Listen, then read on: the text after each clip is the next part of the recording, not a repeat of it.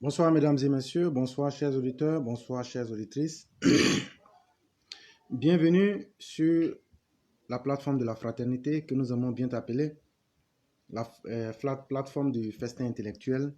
Et c'est toujours un plaisir renouvelé que vous nous offrez d'être en face de vous, pas parce que nous sommes les plus doctes ou les plus sachants, mais juste c'est une marque d'humilité que vous nous offrez à pouvoir nous mettre en face de vous et de pouvoir nous exprimer.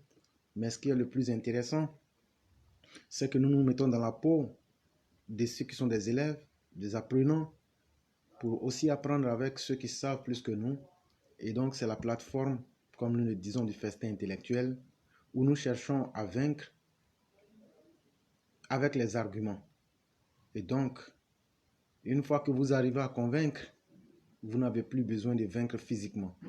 Et c'est ce combat-là que nous faisons chaque jour pour apporter un plus en Côte d'Ivoire, en Afrique et partout dans le monde, en essayant de dire la vérité, même quand elle est contre nous-mêmes, avec pour objectif que cette démarche-là puisse nous faire aboutir à des lendemains meilleurs et à donner des jours meilleurs à l'humanité et surtout dans nos pays africains.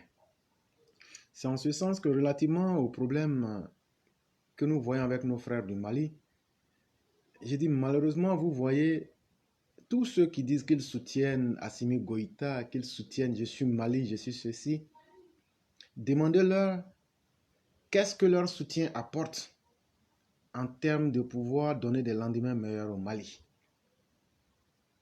Que ce soit les Maliens eux-mêmes par ignorance, je parle de ceux qui sont ignorants et qui se font soutenir par des gens extérieurs.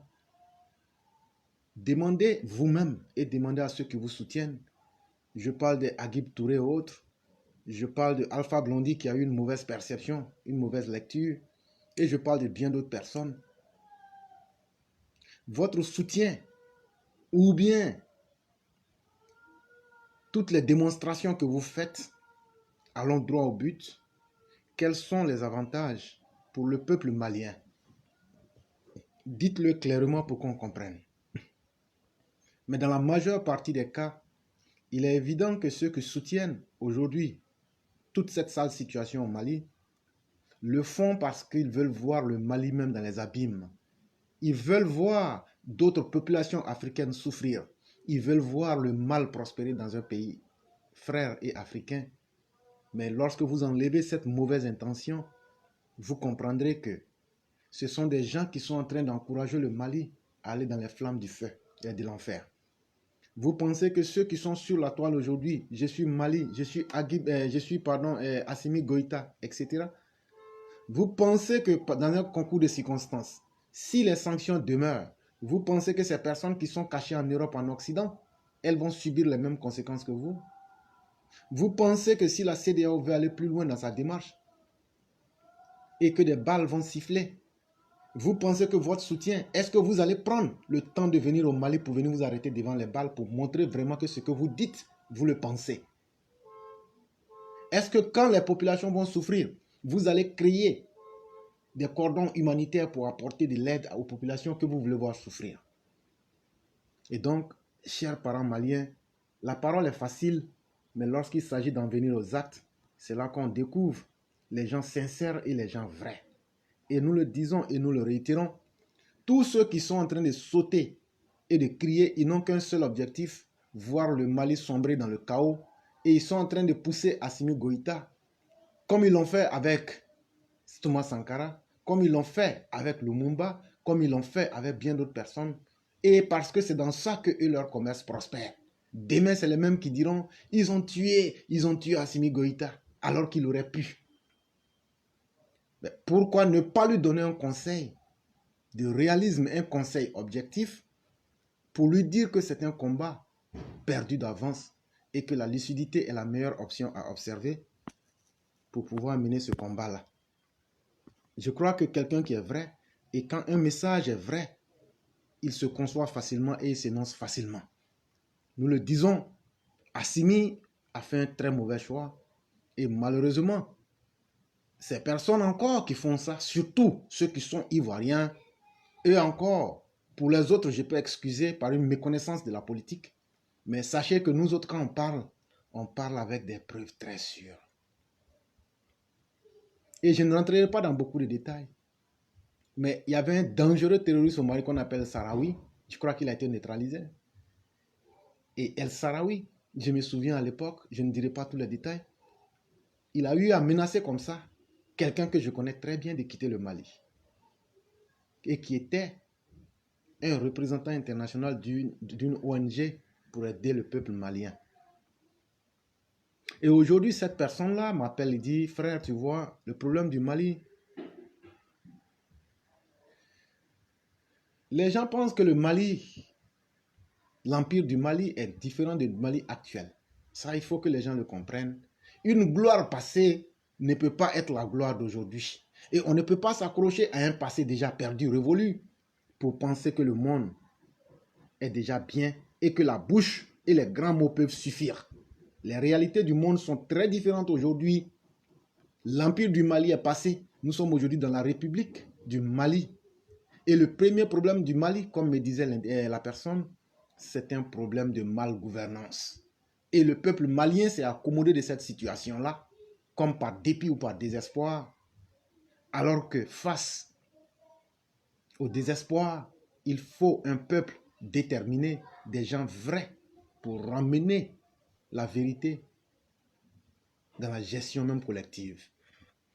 Et malheureusement, ceux qui comprennent très bien cette situation, mais qui ont une hypocrisie, de voir, dans leur hypocrisie, qui veulent voir le peuple malien souffrir et se faire humilier davantage, parce que quand il y aura l'inflation, c'est les mêmes qui diront, ils sont méchants, ils ont refusé ceci, ils ont refusé d'envoyer les médicaments. C'est les mêmes en Côte d'Ivoire qui disaient que les gens ont refusé de donner les médicaments. C'est les mêmes encore qui sont en train de dire, ils demandent aux Maliens de résister, alors qu'eux-mêmes se plaignaient de l'embargo que la Côte d'Ivoire avait connu. Mais finalement, quelle est la logique dans votre démarche? Et qu'est-ce que vous souhaitez si ce n'est que le malheur de voir le malheur que vous avez subi? Et c'est ça la vraie définition de l'Africain et de l'homme noir.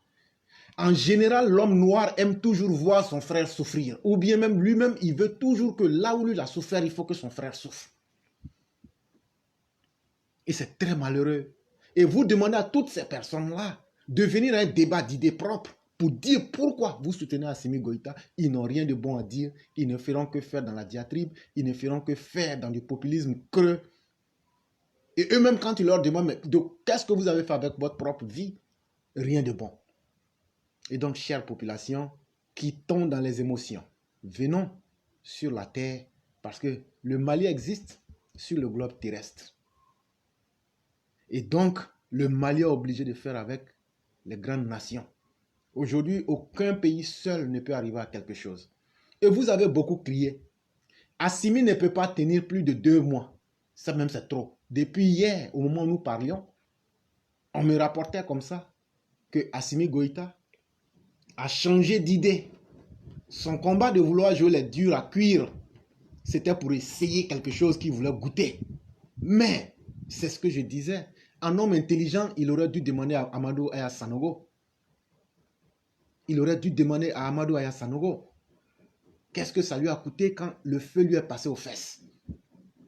Mais je crois que maintenant, vous qui le soutenez et vous qui dites que c'est l'homme le plus fort et le prochain à être suicidé, et encore demain, vous allez le prendre pour chercher de l'argent avec, parce que tout ça, les nostalgiques, mais qui ne font jamais rien, c'est vous qui aurez voulu faire quelque chose, mais vous ne faites jamais rien.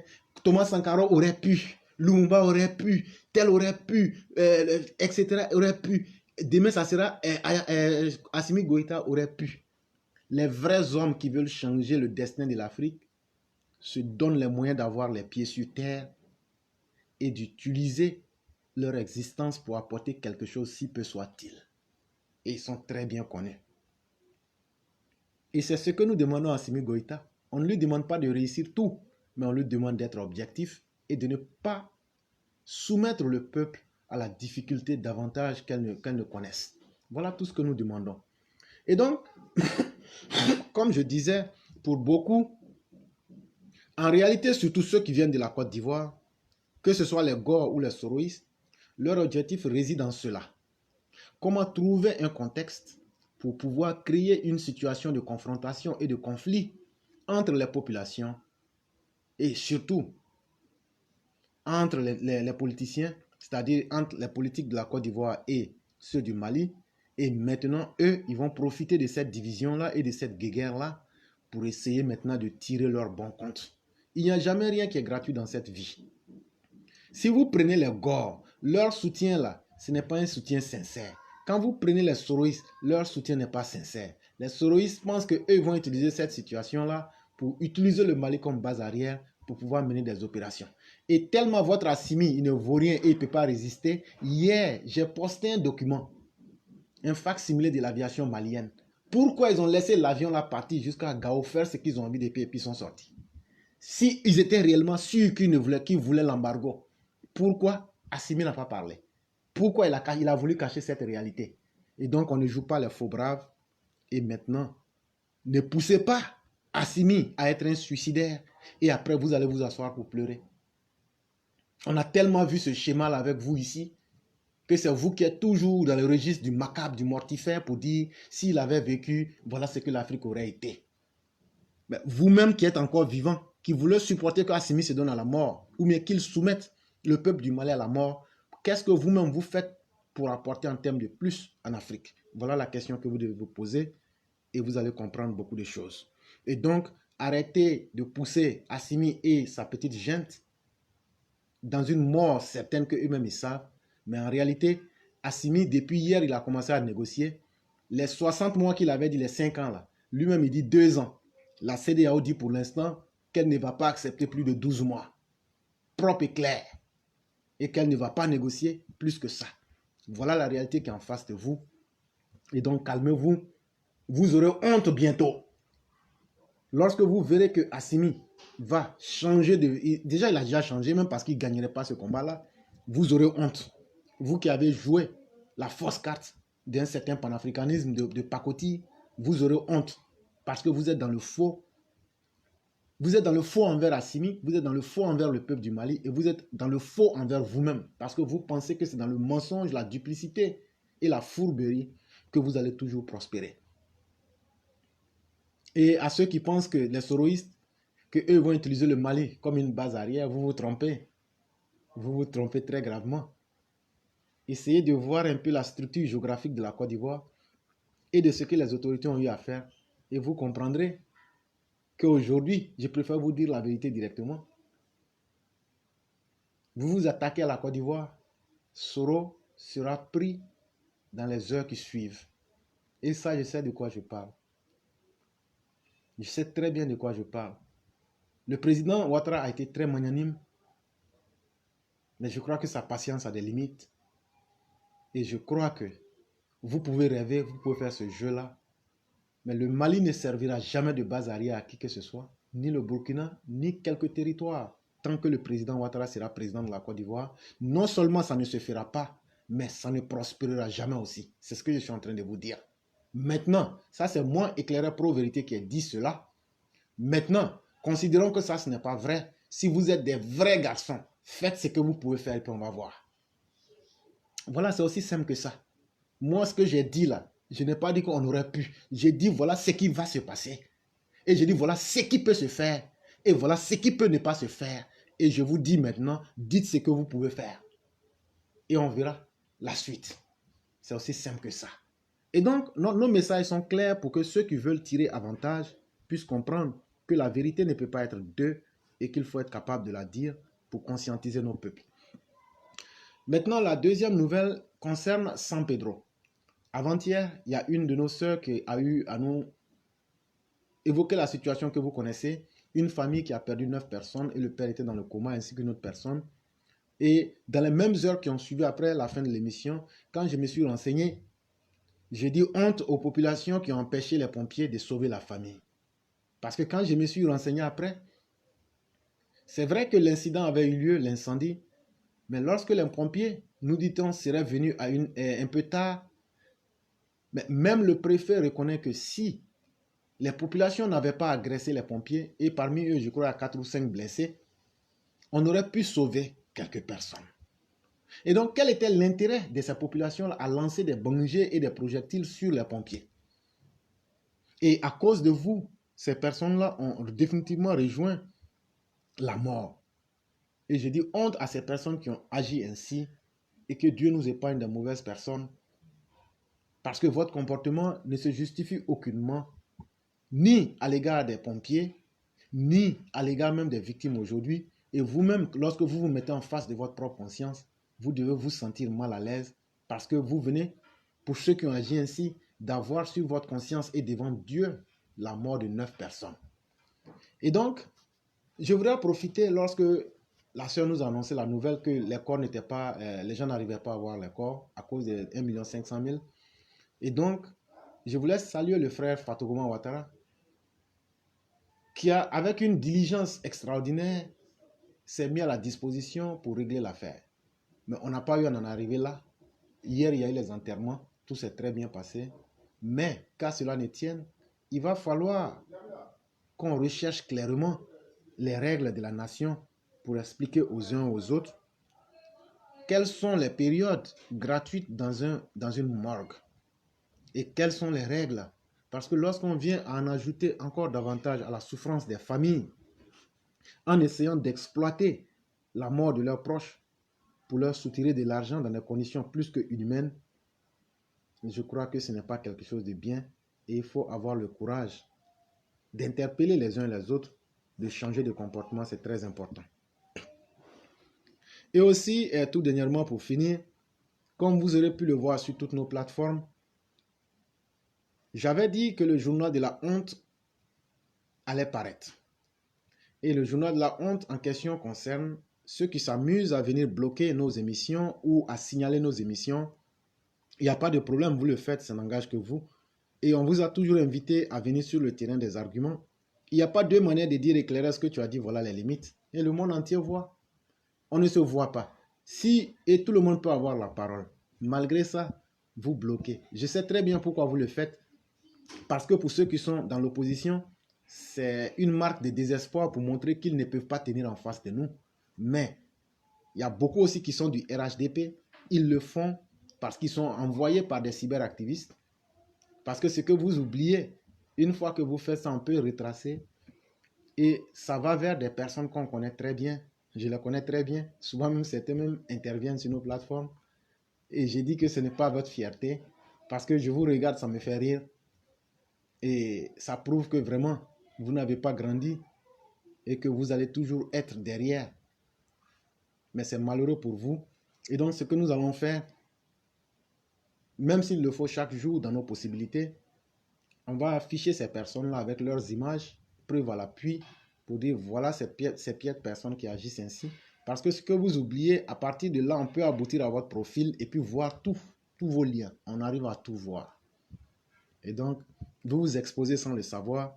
Et donc, moi, je ne vais plus hésiter, comme je l'ai fait aujourd'hui, et je vais continuer à le faire. Tous ceux qui veulent bloquer nos émissions, c'est un grand plaisir pour nous, vous pouvez le faire.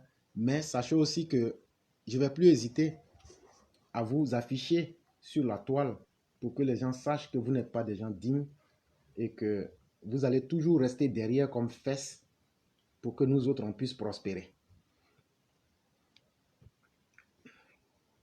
Le premier sujet de la journée concerne la guéguerre entre la CEDEAO et le Mali qui se déporte sur le terrain judiciaire en impliquant la Côte d'Ivoire. Depuis le sommet de la CEDEAO le 9 janvier 2022 et la prise suivie de l'application des sanctions contre le Mali, les relations entre ce dernier et ses pays limitrophes restent tendues. Apparemment, plusieurs domaines de la vie de ces États risquent d'être impactés. En guise d'exemple, la presse, notamment Jeune Afrique, a fait cas de la libération de Ben Souk, un des proches de Soro Guillaume. Au dire du journal Jeune Afrique, selon un proche de Ben Souk, sa libération est la conséquence directe des sanctions dures adoptées par la CEDEAO contre le Mali. Le dimanche 9 janvier 2022. Il a été libéré sur décision politique, sans attendre l'avis des autorités judiciaires, assure-t-il. Autrement dit, la libération de Ben Souk serait une réponse de la junte aux autorités ivoiriennes. En la matière, il faut rappeler que le fils de l'ex-président malien, Ibrahim Boubacar Keïta, est en Côte d'Ivoire. Lui aussi, sous le coup d'un mandat d'arrêt lancé par les autorités du Mali pour son implication dans la disparition d'un journaliste malien. Sera-t-il lui aussi livré? Nous attendons de voir. Le deuxième sujet concerne les résultats significatifs obtenus grâce aux réformes votées ces dernières années. Les réformes opérées par l'État dans le secteur de l'éducation nationale depuis l'accession du président Ouattara au pouvoir en 2011 ont produit des résultats majeurs. Entre autres réformes, le vote en septembre 2015 de la loi sur l'école obligatoire pour tous les enfants âgés de 6 à 16 ans, la réinstauration des cours du mercredi pour l'atteinte du quantum horaire normaux et l'adoption d'un plan stratégique d'accélération de l'éducation des filles PSAEF en mars 2018. Ces différentes réformes ont donné des résultats significatifs. Ainsi, les investissements réalisés depuis 2011 ont permis de booster le taux brut de scolarisation qui était de 89% en 2011-2012. Il est passé à 100,5% entre 2018 et 2019. De façon générale, le taux d'achèvement au primaire est passé de 59,1% entre la période 2010-2011 à 82,15% entre 2019 et 2020. Grâce à la réinstauration des cours de mercredi, nous avons désormais 1020 heures d'apprentissage par an contre 800 auparavant. Chez les filles en particulier, on a atteint 82,2% de taux d'achèvement au primaire entre 2019-2020 contre 52,1% en 2011. Dans le secondaire général, elle représenterait 44% des effectifs d'élèves en 2018. Les réformes se poursuivent depuis 2021 avec le programme Côte d'Ivoire solidaire, qui entend aller plus loin dans l'amélioration de la qualité et de l'efficacité du système éducatif pour que chaque enfant, quelles que soient ses origines et ses conditions sociales, aient accès à une bonne éducation. C'est dans cette dynamique que le gouvernement a lancé, le 19 juillet 2021, les États généraux sur l'éducation qui sont destinés à recueillir les contributions des acteurs et partenaires du système éducatif pour la construction d'une école performante et excellente. En attendant les résultats des États généraux sur l'éducation, le gouvernement a décidé du retour de la dictée au premier cycle afin d'aider les apprenants à améliorer leur sens de l'écoute, de la compréhension et surtout leur capacité rédactionnelle. L'on note également le retour de l'année subdivisée en 3 trimestres, totalisant 32 semaines. La différenciation des coefficients dans le premier cycle de l'enseignement secondaire, avec le plus fort coefficient, en l'occurrence le coefficient 3 pour le français et mathématiques. Il s'agit ainsi de réinstaurer des compositions de passage en classe supérieure dans tous les niveaux de l'enseignement primaire, du CP1 au CM2, et du passage de la formation des élèves maîtres au CAFOP de 2 à 3 ans comme institué en 2017. Afin de redynamiser le système éducatif et de réduire les charges des parents d'élèves, l'État a décidé de la suppression des frais COGES, le classement annuel des établissements privés, en vue de créer l'émulation entre ces établissements et d'accompagner les parents d'élèves dans l'affectation de leurs enfants, a été arrêté par le gouvernement.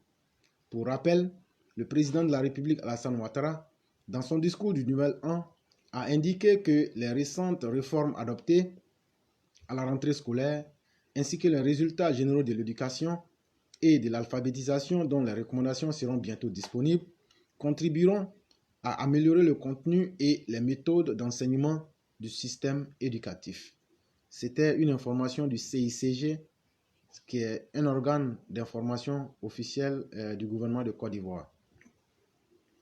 Troisième sujet, les BACA, en piteux état, mais toujours en circulation. Comment arrive-t-il à passer le cap de la visite technique? En Côte d'Ivoire, le minicar communément appelé BACA est l'un des moyens de transport urbain en commun le plus prisé par les populations. Au sein du district abidjanais, les BACA officient dans la plupart des communes et sont d'un apport considérable pour le déplacement des populations.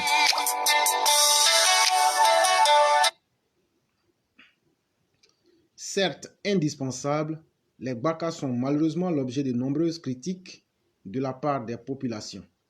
Ces critiques portent sur les mauvaises pratiques de conduite des chauffeurs de BACA, très souvent auteurs de graves accidents de la circulation.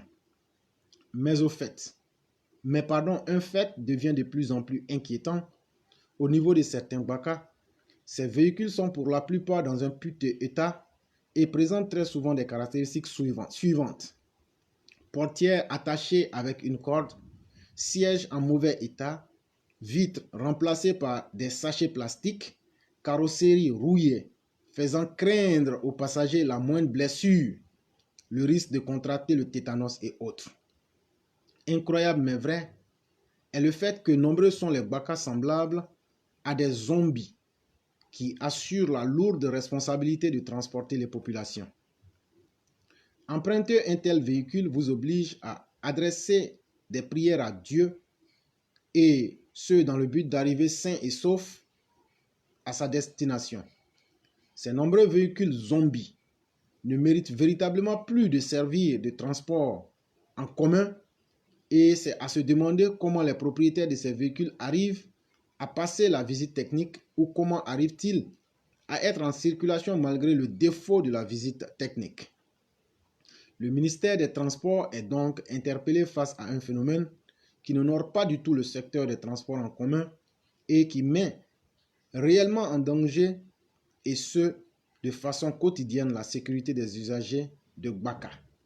Pour rappel, en Côte d'Ivoire, les propriétaires de véhicules à usage particulier ou de transport public sont soumis obligatoirement à un exercice très important, celui de la visite technique, conformément à l'article 129 du décret numéro 2016-864 du 3 novembre 2016. La visite technique automobile pour le contrôle de la vérification du bon état de marche et de l'entretien des véhicules est obligatoire pour tout véhicule. L'une des particularités de la visite technique pour les véhicules assurant le transport en commun de personnes est le contrôle du respect des dispositions particulières prévues pour la réglementation afin d'assurer la commodité, le confort et la sécurité du transport des personnes. Et ça, c'était un article d'Opéra News. Et on a déjà longtemps débattu de ces sujets-là, mais malheureusement, le ministère des Transports ne voit peut-être pas ces véhicules-là, ou bien puisque c'est nous les petits gens qui adoptons ces moyens de transport-là, eux, ils ont des grosses cylindrées, hein, et quand ils vont, c'est climatisé, et puis vraiment, il faut que peut-être il y ait un drame pour qu'on voit plusieurs morts, afin qu'ils puissent savoir, ou bien avoir le courage d'agir. Et nous terminons définitivement avec Soro Kanigi, qui fait de nouvelles révélations sur Soro Guillaume et reconnaît lui-même ses propres erreurs. Et donc, en termes de dire que c'était des révélations, c'est ce que tous les élèves de la classe connaissent déjà, mais c'est important parce que ça ressemble à un aveu. Soro Kanigi était l'un des lieutenants de Soro Guillaume et il faisait partie de ceux qui militaient pour le retour même de Soro Guillaume en Côte d'Ivoire. Depuis, de l'eau a coulé sous le pont. Soro Kanigi Mamadou est de retour au RHDP et ne cesse de multiplier les sorties virulentes à l'encontre de son ancien maître. Il a accordé un entretien exclusif au quotidien Le Patriote, dans lequel il revient sur tous les faits passés et la réelle volonté de Soro Guillaume en octobre 2020. Soro voulait qu'on associe au père des autres pour humilier notre père Alassane Ouattara. Je savais que nous avions fait du tort au président, a déclaré monsieur le député de Sirasso. Par la suite, Soro Kanigi est revenu sur la période de l'élection présidentielle de 2020 avec le rôle joué par l'ex-premier ministre dans le boycott actif. Il a appelé les leaders de l'opposition pour leur dire de refuser les élections, a révélé Soro Kanigi. Il a par ailleurs confirmé ses propos sur l'identité réelle du célèbre avatar de Côte d'Ivoire, Chris Yapi. Chris Yapi est bel et bien Soro Kibafori Guillaume. Et donc c'était tout. Pour nous autres, il n'y avait pratiquement rien de nouveau. Mais c'est important parce que c'est eux-mêmes qui ont fait tout ça ensemble. Et souvenez-vous, quand ils ont été arrêtés devant le soi-disant siège, il y avait plein d'armes là-bas. Et effectivement, Soro Kanigi, aujourd'hui, confirme tous ces faits-là. Ça vient pour étayer ce que nous savions déjà. Mais quand le chef de l'État dit aux gens que ce que Soro Guillaume voulait faire était extrêmement grave, ça vient confirmer tout cela aujourd'hui. Et nous attendons de voir la réaction des uns et des autres qui pourront nous dire le contraire. Et donc, nous en avons fini. Je vais de ce pas appeler notre mère Madame Blanc. Et après, tous ceux qui veulent intervenir, vous pourriez, dans le temps imparti de 15 minutes, signaler que vous souhaiteriez parler et on va pouvoir vous prendre.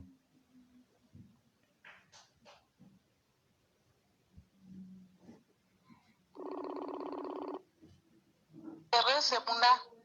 Ah, ok. Ok. Oui, oui. Ok. Ok.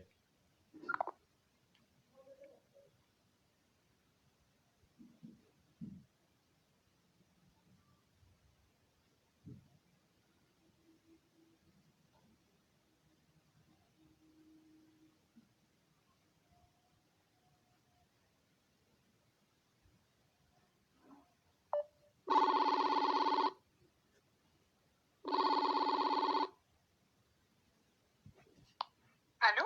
Oui, bonsoir, Mère Kanté. Oui, bonsoir le cureur. Comment allez-vous? Le message n'est pas vite parti, alors je Non, crois. c'est pas un problème. Comment allez-vous? D'accord. Oui. Oui, ça va très bien. Dieu merci. Et je dis bonsoir à toute la classe Merci beaucoup. et à tous les intervenants. Merci beaucoup. Alors, ce soir, je vais parler de la femme et le spirituel. Là. Merci beaucoup. Vous Si avez la vous me parole. permettez, je vais commencer. Vous avez la parole. Alors, la femme, merci. La femme et le spirituel, c'est un sujet vaste et différent parce que propre à nos croyances des trois religions monothéistes. je parlerai de la spiritualité de la femme et de l'égalité entre l'homme et la femme. La femme, tout comme l'homme spirituel, est une personne qui est tout simplement en harmonie avec elle-même, de facto avec son environnement physique et spirituel. C'est ainsi que la femme, dans ce contexte, est celle qui recherche à atteindre, à se connaître au plus profond d'elle-même, en quelque sorte la quête de soi-même. Ses faits et gestes sont harmonieux et équilibrés. Son éveil spirituel la conduit sur le chemin de l'émancipation et sur la tolérance. Elle est disposée à avoir un esprit ouvert. Dans le Coran et dans les hadiths du prophète, l'homme et la femme jouissent de la même dignité humaine et assument les mêmes devoirs. La femme, en plus, est d'être l'égale de l'homme, est la reine de l'homme. La femme est la continuité de la vie humaine. La femme a le droit à l'enseignement et à l'éducation pour mieux favoriser son intégration dans la société. Il est important de protéger et de préserver la femme contre toute forme de délinquance et de dépravation. Les femmes occupent une place centrale dans de nombreux événements qu'a connus le monde depuis toujours. Pour ne citer que quelques-unes d'elles, je parlerai de Néfertiti, puissante reine d'Égypte et femme d'Akhenaton. Que serait la branche des Phalachas si la reine de Saba n'avait pas rencontré le roi Salomon? Malheureusement, la femme a été victime d'une grande injustice. Elle peut être parfois dépourvue injustement de ses droits humains, les plus élémentaires, plus souvent considérés comme inférieurs à l'homme, tant sur le plan physique que moral. Dans certaines civilisations, la place de la femme était réduite à la portion congrue et son avis n'était pas important, souvent considéré comme un objet. Selon la Bible, dans l'Ancien Testament, Genèse 2, chapitre 18, la femme est créée pour une aide à l'homme. Alors je me pose la question, si la place de la femme a un rôle de subordonnée, est-ce que la femme est une servante ou une bâtisseuse de l'homme? Je refute cela car de nos jours, nous constatons que le niveau de connaissance de la femme est aussi important que celui de l'homme. La femme a une capacité de gestion à tel point qu'elle peut gérer tout un peuple. Comme exemple, l'ex-présidente du Libéria, Ellen Johnson Sirleaf, Angela Merkel de l'Allemagne, et des grandes dames dans le monde comme Maman Dominique, Michelle Obama, Marie Curie et bien d'autres encore. Alors, femmes, si nous sommes émancipés et que nous avons atteint notre éveil spirituel, prouvons à travers le travail, la gestion et le comportement que nous sommes prêts à répondre aux attentes de la société, mais surtout dans le respect envers les hommes. Merci. Alors, je vous invite à faire une petite recherche aussi sur la femme spirituelle. C'est un sujet qui est très intéressant et qui peut apporter beaucoup à tout le monde. Et en plus, nous réitérons notre demande auprès de la BHCI, des logements sociaux, le remboursement des sous des adhérents, afin qu'ils puissent envisager leurs projets. Mais bonne soirée à tous et que Dieu nous protège, ainsi que nos familles. Bon rétablissement aux malades. Et un petit coucou à Madame Blanc. Merci, j'en ai fini. Vraiment, merci beaucoup, Madame Kanté. C'est avec un plaisir que nous avons écouté ce beau texte. Et parmi toutes les femmes que vous aviez citées, moi, je n'ai pas eu la chance de rencontrer beaucoup, à part Hillary Clinton et puis celle qui est la présidente de l'Assemblée nationale des États-Unis. J'oublie son nom. Quand ça me... Et puis... Non, je ne connais pas le nom. Voilà, si ça me revient, je vous le dirai. Et puis, surtout, Madame Obama. lors d'une cérémonie de remise de diplôme, j'ai pu me rendre compte de la puissance du caractère et de l'esprit de cette dame-là. Vous avez de la chance, vous, de Quelque les peu, avoir rencontrés au moins. quelque peu en tout cas. Et ça, il faut dire qu'elle nous a dit comme ça, elle dit, voyez-vous, moi, j'ai passé plusieurs nuits sans pouvoir manger, mais j'ai toujours dit à mes parents que je n'allais jamais accepter ma condition. Elle nous a dit cela clairement lors d'une remise de diplôme au City College de New York. Et c'est vraiment fort. Et ça, il ne faudrait pas, comme vous l'aviez dit, il ne faudrait pas que les gens pensent que ce sont des belles paroles que nous venons de dire. Ce sont des choses réelles que nous sommes en train de dire. Et ce sont des hommes qui ont existé et qui continuent d'exister. Et je parlais de Nancy Pelosi. Ah oui, d'accord. Voilà. Oui, j'ai déjà entendu parler d'elle. Voilà. Et donc, ce sont des personnes, quand vous les voyez, des personnes à la fois simples, mais très puissantes et très fortes. Et ça, c'est vraiment le côté spirituel qui donne cela à quelqu'un. Et surtout aussi l'expérience de la vie. Et chacun de nous peut expérimenter cela si on apprend à s'accommoder des bonnes personnes et des bonnes valeurs. On peut arriver à cela, c'est vraiment très important. Merci de nous faire ce rappel. Merci beaucoup. Je vous en prie. Merci beaucoup. Bonne soirée à tout le monde et on reste à l'écoute. Merci beaucoup. Et bien des choses à toute la famille. Merci, pareillement. Merci beaucoup. Au revoir. Bye. Et donc, chers élèves de la classe, pour ceux qui veulent intervenir, la tribune est complètement ouverte. Vous pouvez vous exprimer. Vous pouvez apporter même des contradictions. Parce que c'est ça l'avantage de l'école des Blancs. La capacité de confronter les thèses pour toujours sortir le meilleur. Et c'est pourquoi ici, nous n'avons pas peur de contradictions. Nous les acceptons tant qu'elles peuvent nous permettre de grandir et d'apprendre davantage. Et donc, je dis à tous ceux qui souhaiteraient s'exprimer, nous en avons pour 2 heures du temps et les 2 heures, nous n'allons pas les dépasser. Et donc, comme je le disais, jusqu'à 19h heure d'Abidjan, nous devrons avoir fini l'émission. Et donc, ceux qui veulent s'exprimer, vous avez la capacité de le faire. Pour ceux qui n'ont jamais appelé, tout ce que vous devez faire, vous tapez dans votre barre de recherche éclaireur pro vérité bis. Et une fois que vous voyez ça, vous m'envoyez une demande d'amitié que je me ferai fort d'accepter. Et après acceptation, je vais vous envoyer un message pour confirmer véritablement que vous souhaiteriez vous exprimer. Et de là, vous prenez la parole et vous pouvez vous exprimer dans le respect et surtout avec les arguments. C'est important pour nous. Merci beaucoup.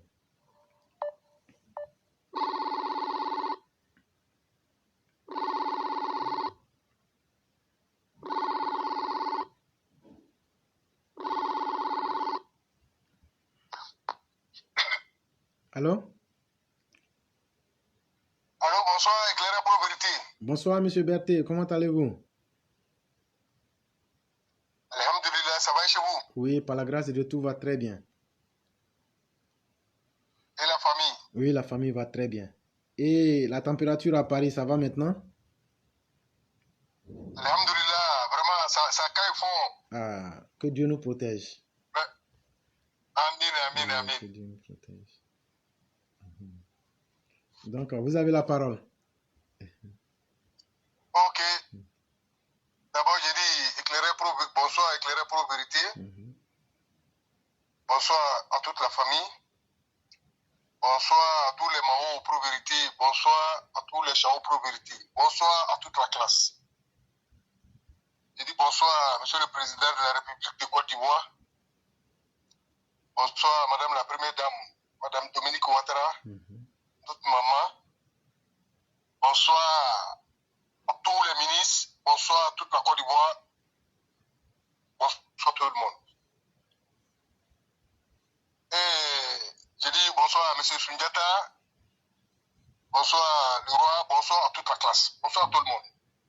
Éclairé, ce soir encore, je vais revenir un peu sur le cas de Mali. Et je dis d'abord à tous les parents maliens, bonsoir à tous les frères et sœurs, bonsoir à l'Afrique. Éclairé pour dire à les Maliens que vraiment que Dieu protège l'Afrique. Amen, amen. Et tous les Maliens. Amen. Éclairé, hier, je suis resté toute la nuit en cherchant les informations. J'ai appelé même au Mali. J'ai des amis parce que c'est la ligne où j'ai fait tout mon apprentissage avec mon patron. De 83 jusqu'à 95. J'ai été apprenti sur la ligne de Mali. Je ne connais pas très bien le Mali, mais Bamako, je connais très bien Bamako. Et j'ai beaucoup d'amis et j'ai beaucoup de frères là-bas. Éclairé en toute sincérité, la majorité des peuples maliens sont muselés, ils veulent parler, ils sont menacés, ils sont si pression des actuels dirigeants, des braquets qui se sont organisés, les cinq colonels. Et ainsi, les premiers ministres, vraiment, ils ne sont pas prêts pour les Maliens, ils ne sont pas venus pour aider le Mali. Ils sont aussi quelque chose qui eux-mêmes, ils savent très bien. Ils refusent que les Maliens écoutent. Ils refusent que la majorité des Maliens s'expliquent. Et c'est les menaces. Et qu'est-ce qu'ils ont fait? Je prends l'exemple de la Côte d'Ivoire. La Côte d'Ivoire et Mali, ils sont passés au même niveau d'évolution. On n'a pas les mêmes manières de vivre. Et en vrai dit, pour parler, on a avancé le Mali sans quand même ces petits, parce qu'ils refusent de comprendre. Ils sont manipulés. Et de la manière, Afrique Média avait pollué notre environnement. Exactement, c'est ce qui se passe au Mali. Et puis ils sont beaucoup écoutés. Que des propagandes, que des publicités à ne pas finir. Mais en réalité, derrière, il n'y a rien derrière. Il y a des Maliens actuellement qui vivent au jour le jour. Tu donnes prix de popote d'aujourd'hui, il faut sortir demain pour aller chercher. C'est vrai, ça existe partout dans le monde. Mais pour le Mali, la majorité pleure. La population souffre.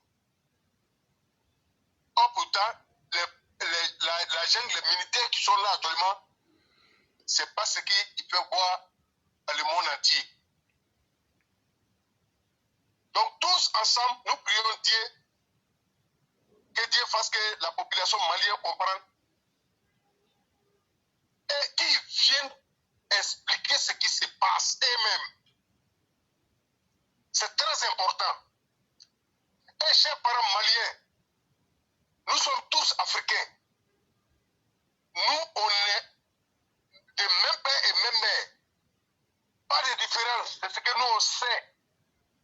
En toute sincérité, il faut qu'on vous dise la vérité. Et je reviens encore pour vous dire, chers parents, il y a un truc où il faut faire très très attention. Le Mali, il y a beaucoup de désordre. Même au niveau des habitants. Un juge de maman a arrêté un pays. Respectez les grandes personnalités. Si vous refusez de respecter vos présidents, de grâce, nous on vous dit, respectez notre président. Et vous avez l'intérêt de faire. Là, on va exiger. Et puis c'est un truc qu'on ne va jamais accepter. On ne refuse pas de donner conseil. Et ce qu'on dit, nous on a vécu, on a vu par ceux qui vous soutiennent aujourd'hui. Ils sont tous des malhonnêtes. Assimi Goïta n'est pas soutenu par des bonnes personnes. Tout le monde entier voit. c'est les déchets de chaque pays qui supportent, qui soutient Assimi Goïta. Nous ne sommes pas contre Assimi Goïta. En le voyant, on sait qu'en politique, il ne connaît rien. Mais il sait ce qu'il fait. Voilà, là, il connaît. Il est venu pour détruire le Mali, ainsi que son premier ministre et les 5 colonels. Ouvrez les yeux, chers parents maliens, avant qu'il ne soit trop tard. Et puis ceux qui vous soutiennent, moi je vous dis la vérité, ils ne sont pas prêts pour vous. Ils veulent voir vos pays brûler. Et on les connaît, le monde entier, le monde. Les gens ont pris des défaites partout. Ils n'ont jamais fait quelque chose qui est bien. Donc, chers Maliens, la vérité, quand on dit ne refusez pas la vérité, ça sonne mal à l'oreille, mais acceptez. Ce qui sonne bon à l'oreille là, faites très attention pour tous ceux qui vous encouragent. Si ça brûle, c'est vous avec vos familles et les parents qui sont dedans là-bas. La plupart qui vous soutiennent dans le désordre, sur le mensonge, ils ne sont pas au pays. Donc faites très attention. Sans raison gardée. Écoutez la décision du monde. Repliez. Il n'est jamais trop tard pour bien faire. Éclairer. Ce soir, c'est ce que je voulais parler au niveau des parents de Mali. Réveillez-vous. Venez au débat. Arrêtez les injures. Ensemble, on va échanger. Enfin, on va se comprendre. Donc, éclairer, c'est ce que je voulais dire ce soir. Si vous avez quelque chose à ajouter, vraiment ici à l'écoute. Vraiment, merci beaucoup, M. Berthet. Ce que vous avez dit, il y a des choses très importantes là-dedans. Et c'est ce que nous disions. Par la qualité de ceux qui viennent vous aider, vous-même, même si vous avez besoin d'aide, vous devez vous demander la question pourquoi ils viennent. Et vous avez dit ça clairement. Ce sont les déchets humains de chaque société que nous voyons aujourd'hui crier parce qu'eux-mêmes, ils veulent voir les Maliens devenir comme eux. Mais surtout, moi, j'aimerais poser une question à Afrique Média. Parce que la majorité des journalistes qui animent, ce sont les Camerounais. Mais eux-mêmes là, quand on leur montre leur niveau de développement au Cameroun là, est-ce que ça, c'est pas un sujet qu'ils peuvent débattre? Est-ce que la guerre de l'Ambazonie, avec le côté anglophone là, est-ce que parce que vous avez déjà la guerre chez vous, vous voulez que le reste de l'Afrique soit perpétuellement en guerre pour que vous vous sentiez à l'aise? Et pourquoi vous ne parlez jamais de vos problèmes? Ben, vous êtes les premiers à mettre l'huile sur le feu dans presque tous les autres pays africains. Et je ne sais pas si vous avez remarqué ça, M. Berthet, mais c'est surtout avec les pays francophones qui font ça. Mais très rarement, vous les voyez, vous les verrez s'immiscer dans les problèmes des pays anglophones. Et c'est très malheureux quand on voit certains de nos frères du Mali. Aujourd'hui, Assimi, cette guerre-là ne peut pas la gagner. Malheureusement, c'est le peuple qui va en subir les conséquences si on allait dans le long terme. Mais comme lui-même, il est en train maintenant de revenir à la réalité, on attend de voir. Et aujourd'hui, Assimi sait que dans tous les contextes, il perdrait. Mais aujourd'hui, qu'est-ce qu'ils veulent faire? Ils vont chercher à créer une situation pour essayer de distraire le monde. Tous ces cyberactivistes ou bien tous ces chiens des réseaux sociaux que vous voyez là, ils vont chercher à leur dire de parler n'importe quoi et d'insulter n'importe comment pour essayer d'énerver surtout et tout le monde. Et là, comme ça, quand ils vont pouvoir créer un conflit, tout le monde va dire non, il faut arrêter, c'est bon. Là, on va oublier Assimi dans sa honte. Actuellement, Assimi même ne sait pas comment il va gérer sa honte. Mais nous, ça, ce n'est pas notre problème. Ce n'est pas nous qui t'avons de prendre cette vilaine décision-là. Et de toutes les façons, de gré ou de force, tu seras obligé de la laisser. Parce que toi seul et le peuple du Mali ne peut pas être plus intelligent que toute l'Afrique. Et donc, à un certain moment, il faut savoir limiter les dégâts. C'est cette stratégie-là que nous recherchons. Et appliquer véritablement une méthode de lutte contre le terrorisme. Le Mali seul ne peut pas lutter contre le terrorisme. L'exemple en face de chacun de nous. Et le Mali aussi, si tout le monde se retire et que le Mali est livré aux djihadistes, c'est la population qui seront les premiers à subir les conséquences. Comme ce qu'on a pu voir à Gao et dans plusieurs régions du Mali. Et donc, à un certain moment, il faut pouvoir limiter les dégâts. Et nous restons fermes dans notre position parce que nous savons que ce que nous défendons, c'est quelque chose qui est vrai, mais c'est une position de dignité.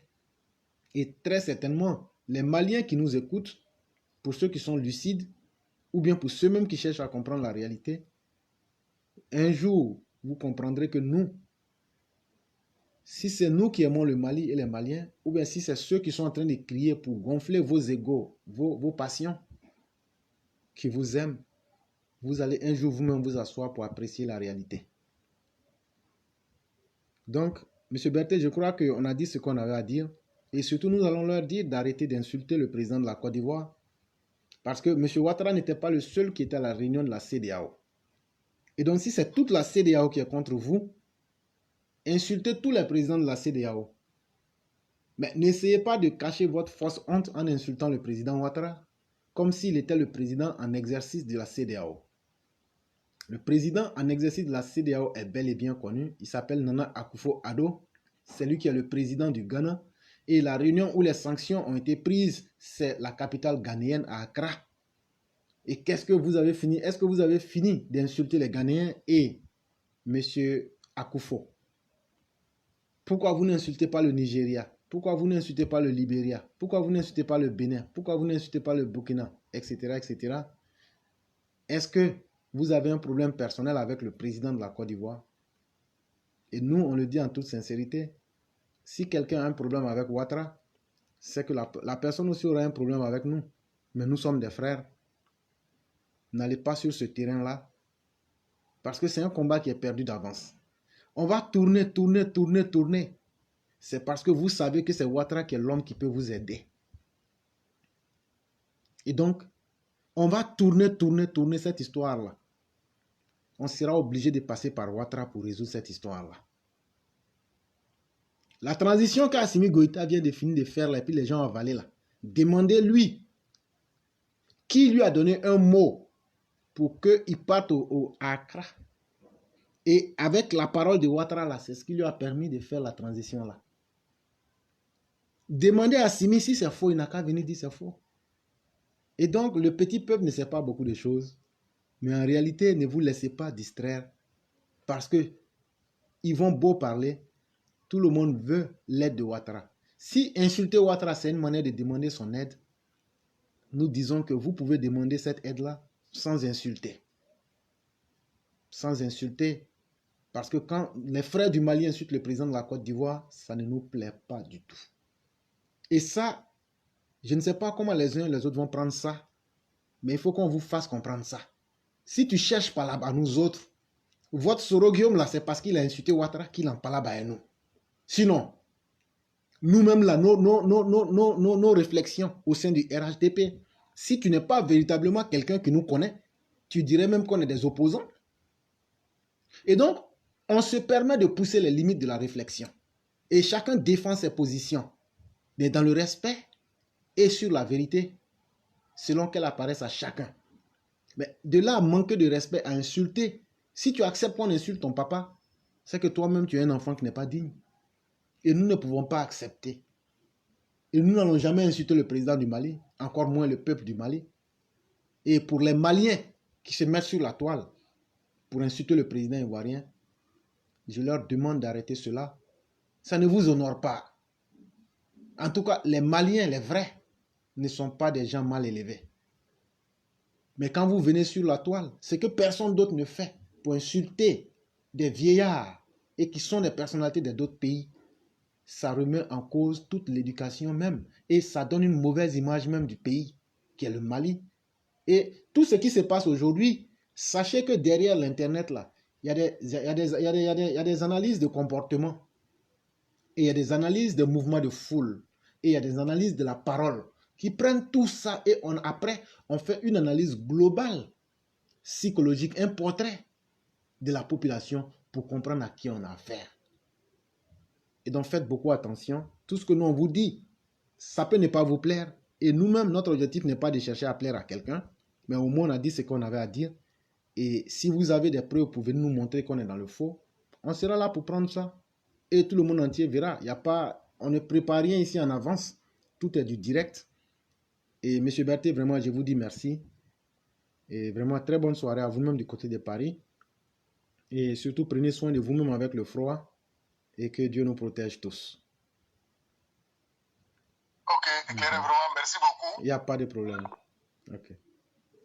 Ok. Donc, il y a notre mère, Madame Blanc, qui a 2 mots à nous dire. Nous allons lui passer la parole. Et après, donc, nous pourrions continuer. Oui, allô?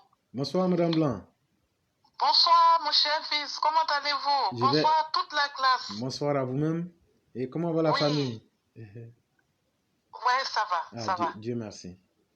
Voilà, donc je vous appelle pour dire 2 petites choses. Il n'y a pas de problème. Moi, la lecture que j'ai faite de la situation actuelle du problème du Mali, je me dis que c'est pas mauvais. Parce que, en ce sens que cette situation est révélatrice de beaucoup de choses. D'abord, il ne faut pas perdre de vue le fait que il y a des vauriens. En fait, c'est un printemps de vauriens. Que Soro Guillaume et sa bande veulent l'asseoir autour de la Côte d'Ivoire et même en Afrique de l'Ouest. Il y a le cas Assimi Goïta, il y a le cas de Doumbouya, il y a lui-même son cas, lui qui n'arrête pas de faire des tentatives de putsch, et puis il y a le cas, pas plus tard qu'hier ou avant-hier, de Emmanuel Zungarana, ou je ne sais plus qui. Oui. Voilà. Donc, il y a cette fermentation-là des gens qui ne sont pas allés en fait à l'école. Il y a un illettrisme. Je ne dis pas que l'école soit la seule voie pour accéder au savoir. Non. Mais ce sont des gens qui ont besoin d'être formés en amont.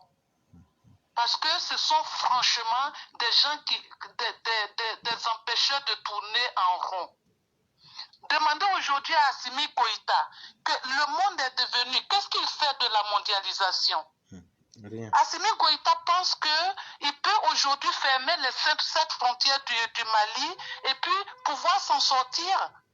Oui, lui, il pourra s'en sortir avec sa famille. Mais et le reste, sur 20 millions d'habitants, que représentent les 10% qui s'en mettent plein les poches et les 90 autres?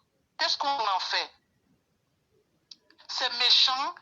Et moi, je pense qu'il est temps que les gens puissent maintenant arrêter ces genres de la prolifération de ces rats. Il ne faut pas laisser faire boule de neige. C'est comme ça qu'on s'assoit, on laisse faire. Et puis quand l'animal a grossi, on ne peut plus rien. Il ne faut pas les laisser proliférer. Il faut les arrêter d'une façon ou d'une autre. Soro Guillaume, Assimi Goïta, les Zungarana, les Doumbia, il faut arrêter l'espèce. Il faut que ça serve de leçon aux jeunes générations. On ne peut pas venir, on ne peut plus se permettre de vouloir venir au pouvoir à la suite d'un putsch. Ce n'est pas possible. C'est pas possible. Je disais la dernière fois que même le président Félix Houphouët-Boigny, paix à son âme, bien qu'il était seul candidat, mais il se donnait quand même là, il montrait le chemin de la démocratie. On ne peut pas rebrousser chemin. On ne peut pas éternellement rebrousser chemin comme ça. Il faut qu'ils arrêtent de mettre l'Afrique en retard, quoi. Il faut arrêter. Et on a les moyens. On ne peut pas dire aujourd'hui que ces gens-là, qu'on ne puisse pas les arrêter. C'est possible. Il faut le faire. Il faut le faire parce que quand ils nous naguent, quand Soro nous nague, on peut le localiser, Soro. Hein? Il faut. S'ils passent par s'ils sont nuisibles à tout un peuple, il faut qu'en retour qu'ils payent, quoi. Merci beaucoup, éclaireur. C'est vraiment important ce que vous aviez dit. On ne peut pas imposer la volonté de quelques dictateurs illettrés à nos populations. Ça serait même un aveu d'échec collectif. Et il faut des gens pour essayer de faire comprendre à nos populations que nous pouvons réussir si nous essayons de nous engager résolument pour montrer à ces personnes-là que ça ne prospérera pas. Et c'est en cela qu'il faut remercier des chefs d'État éclairés, comme le président de la Côte d'Ivoire, comme le président du Ghana et du Libéria, qui ont pris cette belle décision. Parce qu'à un moment, il faut des gens vrais, qui ne tergiversent pas. Parce que regardez des gens qui, hier, ils étaient opposés au monde entier. Aujourd'hui, ils ont besoin du soutien du monde entier. Aujourd'hui, c'est eux qui se disent démocrates qui viennent encore soutenir des putschistes. Et demain encore, c'est vous qui verrez ces personnes-là changer. Mais moi, je prends l'exemple de l'homme Ouattara. Il a toujours été constant. On peut tout dire de Ouattara, mais sa constance, elle est là et tout le monde peut la voir. Il n'adapte jamais sa politique. Tantôt, il est avec les putschistes. Tantôt, il est avec X et Y. Je crois que ça, c'est la marque des grands hommes. La stabilité dans le raisonnement. Et continuons à être nous-mêmes. Et je crois que les peuples doivent comprendre pour une fois qu'il faut que nous fassions barrage à ces dictateurs de notre temps qui ne sont là que pour nous mettre en retard inutilement. Et ça fait très mal. Et j'espère que le peuple malien saura comprendre la portée positive de ce que nous sommes en train de dire.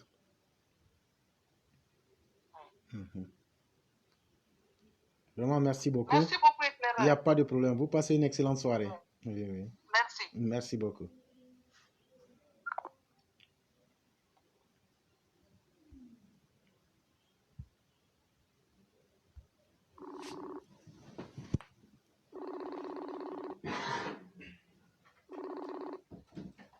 Allô?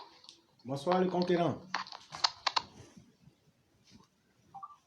Bonsoir le conquérant. Oui. Bonsoir, frère. Oui, comment allez-vous? Très bien, et c'est vous? Oui, par la grâce de Dieu, ça va très bien. Dieu merci. Oui, oui. Alors, je voudrais tout d'abord vous remercier. Je remercie également les différents intervenants. Donc, ce soir, je vais parler de façon brève du Mali. Et puis, bon, le volet le plus important, je vais parler de la stabilité et de la lutte contre le djihadisme en Côte d'Ivoire. Alors, l'actualité, elle est connue. Ce sont les Maliens qui sont à la charge. Moi, je ne sais pas qu'est-ce qui ne va pas. Il y a une décision, sinon il y a des décisions qui ont été prises à Accra, au sein de la CEDEAO. Malheureusement, nous ne savons pas pourquoi. C'est le président de la République, son Excellence Alassane Ouattara, qui est l'objet de critiques et d'injures de la part des Maliens. Vraiment, nous ne savons pas pourquoi.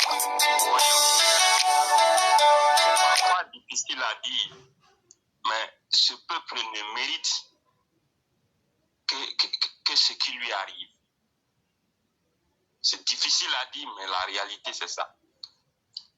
Je n'arrive pas à comprendre un peuple qui continuellement est dans la grande souffrance. Chaque moment, on vous tire d'affaire, mais vous n'avez que la grande gueule. Toujours, vous faites ce que vous voulez, vous en faites à votre tête pour retomber dans les mêmes travers et dans la même souffrance. Ce que nous voulons dire aux Maliens, c'est de comprendre qu'au sein de la CEDEAO, là, il y a 15 États. Il y a 15 États et non des moindres. Il y a le Nigeria qui est là, il y a le Ghana, il y a le Sénégal, il y a le Burkina Faso, il y a la Guinée-Bissau, il y a le Togo, il y a le Libéria, il y a le Bénin, il y a le Cap-Vert, et ainsi de suite. La décision a été prise de sanctionner les putschistes. Vous voyez, c'est ce que nous sommes en train de dire. Des informations me sont parvenues comme ça, comme quoi le Guillaume Zéro que vous connaissez, il est impliqué dans la tentative de coup d'État qui vient d'échouer au Burkina Faso. venant d'un certain Emmanuel Zungrana. Ce qui est en train d'arriver en Afrique de l'Ouest, si on y prend garde, sera la promotion de la médiocrité. Assimi Goïta qui prend le pouvoir, il veut 6 ans, un mandat complet, sans élection. En Guinée-Conakry, le Mahmoud qui est là-bas, je vous assure que lui aussi, il ne voudra pas laisser le pouvoir. Et c'est un jeune lieutenant-colonel qui se signale au Burkina Faso. Demain, qu'est-ce qu'il lancera? Donc, ce que je voudrais dire, c'est vrai qu'il y a le dossier malien qui est là, mais je voudrais demander, je vais renchérir en même temps sur le deuxième point, à l'armée de Côte d'Ivoire, aux renseignements généraux, au ministre de la Défense, au ministre de l'Intérieur, aux autorités sécuritaires compétentes de redoubler des vigilances. Nous demandons aux uns et aux autres de redoubler des vigilances. Et pour ce faire, le dossier malien là, qui est d'actualité, ne doit pas nous endormir. Ce qui nous intéresse d'abord, c'est la stabilité et la sécurité de la Côte d'Ivoire et des Ivoiriens. La sécurité et la stabilité de la Côte d'Ivoire passent avant tout. Pour ce faire, il faut que le parti au pouvoir se réveille, il faut que le gouvernement se réveille. Le dossier malien est certes un problème, mais ce dossier ne doit pas nous endormir. Nous devons nous réveiller. En quoi faisant? Il est grand temps d'occuper les terrains. Il faut que ces jours-ci, le RHDP et les membres du gouvernement occupent à nouveau le terrain. C'est un impératif. Il est important d'occuper les terrains pour aller entretenir les jeunes gens, les militants, pour entretenir les populations, pour demander la vigilance. Nous l'avons déjà dit à maintes reprises. Quelqu'un qui s'élève, qui atterrit dans un village, si on ne le connaît pas, que les populations signalent cette personne auprès des autorités compétentes. Ça veut dire soit la préfecture, la sous-préfecture, la gendarmerie ou la police. C'est très important. Nous demandons à tous les jeunes du parti de se mobiliser et de rester debout partout où besoin sera. Notre pays nous coûte extrêmement cher. Ce qui se passe ailleurs, nous ne voulons pas que ça arrive ici. Et pour ne pas que ça arrive ici, il faut que les cadres et les jeunes se réveillent. La protection de la Côte d'Ivoire doit être l'affaire de tous les militants du RHDP. Il faut que les uns et les autres se réveillent. Nous ne devons pas baisser la garde. Parce que ces temps-ci, vous avez dû remarquer, il était très clair qu'à Abobo, lors du concert de Tikendia Fakoli, il y a des voyous, il y a des délinquants qui allaient prendre des armes, des cailloux ou bien des armes blanches pour agresser les populations et mettre cela au compte du gouvernement. C'est ce qui était prévu. C'est l'une des raisons principales pour laquelle le concert de Tikendia a été annulé. Donc nous demandons aux forces de l'ordre, aux autorités sécuritaires compétentes, nous demandons à qui des droits de mener les enquêtes approfondies. Toutes les personnes qui sont impliquées dans des tentatives de déstabilisation, toutes les personnes qui projettent de semer des troubles en Côte d'Ivoire, nous leur demandons de mettre aux arrêts toutes ces personnes-là et de leur faire subir la rigueur de la loi. Les régions suivantes doivent toujours retenir l'attention des uns et des autres. La région du Bonkani, du Gontougo, du Tologo, de la Bagoué, du Bafing, du Tompi, du Cavali, du Gourmont, du Haut-Sassandra, du San Pedro. Nous demandons aux autorités compétentes d'être suffisamment vigilantes. Nous demandons aux forces de l'ordre d'être suffisamment vigilants. Nous demandons à tous les jeunes du RHDP d'être suffisamment vigilants dans toutes ces régions-là. La protection de la Côte d'Ivoire est l'affaire de tous. Loin de ce qui est en train de se passer au Mali, chez nous ici, nous devons redoubler de vigilance.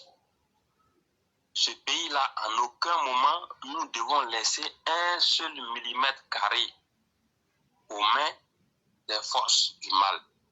Ça ne doit pas se faire. Donc, aujourd'hui encore, je viens pour demander la mobilisation générale de tous les militants, la mobilisation générale de tous les cadres, de tous les membres du gouvernement. Chacun doit jouer son rôle. Ce pays nous appartient à tous. Si ce pays arrive à travailler dans de bonnes conditions, c'est parce que d'abord, nous sommes en paix et en sécurité. Donc, la paix et la sécurité doivent être les valeurs les plus chères pour nous autres. C'est pour cela, nous ne devons jamais nous tromper. Nous ne devons jamais être détournés d'objectifs. Je viens ici pour remercier et pour féliciter très chaleureusement les services de renseignement généraux, les autorités compétentes. Nous demandons aux forces de l'ordre et aux autorités sécuritaires compétentes de continuer les investigations, de continuer à fouiller partout où besoin sera. Tous ceux et toutes celles qui sont impliqués dans les malversations ou bien dans des tentatives de déstabilisation, il faut mettre aux arrêts le plus rapidement possible ces personnes-là et il faut faire tout simplement subir à ces personnes la rigueur de la loi. Parce que je l'ai dit, à partir de maintenant, jusqu'à l'infini, jusqu'à ce que plus rien ne s'arrête, nous devons surveiller ce pays comme du lait au feu. Parce que ces temps-ci, vous avez vu des malfaiteurs à travers leurs conversations, nous savons ce qu'ils sont en train de planifier. Donc, je viens ici aujourd'hui pour galvaniser les uns et les autres. Ne vous laissez pas endormir par le dossier malien. Le dossier malien, certes, c'est un cas. C'est un cas. Mais chez nous, ici, la paix sociale nous coûte extrêmement cher. Partant de là, chacun doit faire ce qu'il peut pour qu'il y ait la stabilité et vraiment la paix sociale sur le long terme. Pour ce faire, il y a un plan social qui a été adopté d'une valeur de plus de 3 000 milliards de francs CFA. Nous voulons tout d'abord remercier le gouvernement, mais nous demandons au gouvernement d'être suffisamment efficace pour que effectivement les régions à risque où les djihadistes ou bien les déstabilisateurs pourraient détourner l'attention des jeunes, nous demandons au gouvernement d'agir dans les meilleurs délais pour déployer les projets et les investissements nécessaires pour prendre en compte la jeunesse, former la jeunesse, pour trouver un savoir-faire à la jeunesse, pour trouver des emplois décents à la jeunesse, de sorte que ce pays-là reste en paix et que les jeunes n'aient pas à aller regarder ailleurs. C'est très important.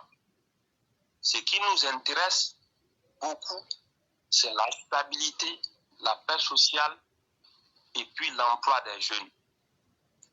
Donc aujourd'hui, je viens encore pour insister sur ce fait-là. Le plan social qui a été adopté là, d'un budget de plus de 3 000 milliards de francs CFA, nous approuvons très largement ce budget et nous approuvons très largement ce plan social.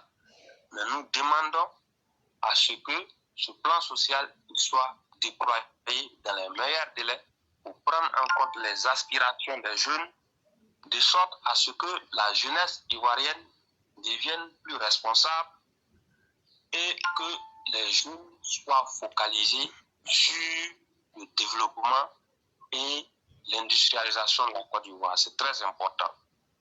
Donc, pour terminer, ce que je voudrais ajouter, nous demandons aujourd'hui à nouveau à tous de se mobiliser.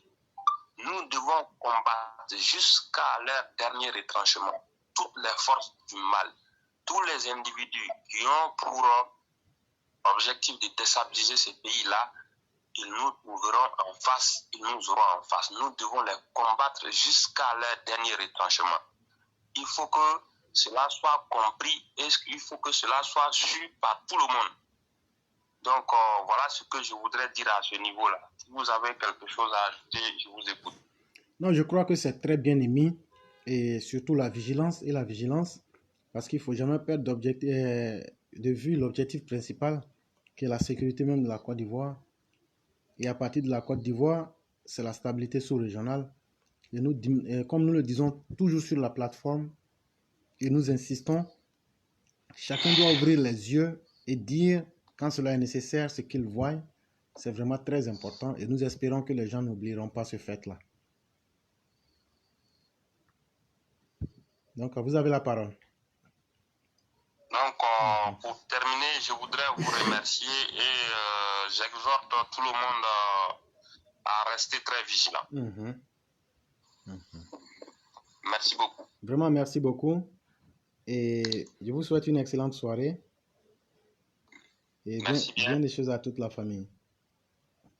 Merci bien. Merci beaucoup.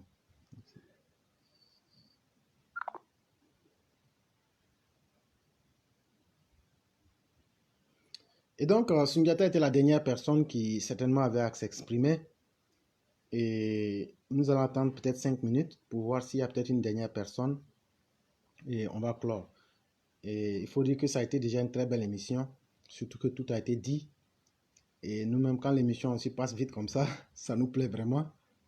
Et donc, je vois qu'il n'y a pratiquement plus d'intervenants.